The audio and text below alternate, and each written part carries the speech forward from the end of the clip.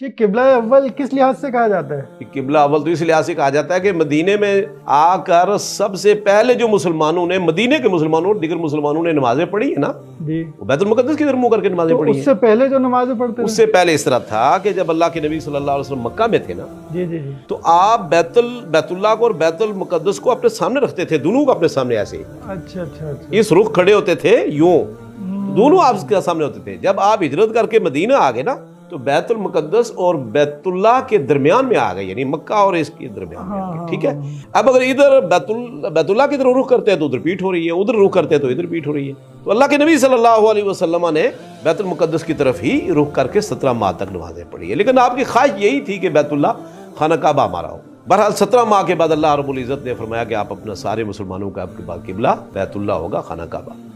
लेकिन 17 माह तक मुसलमानों ने इधर रुख करके नमाजें पढ़ी है, तो ये किबला अव्वल हुआ हमारा।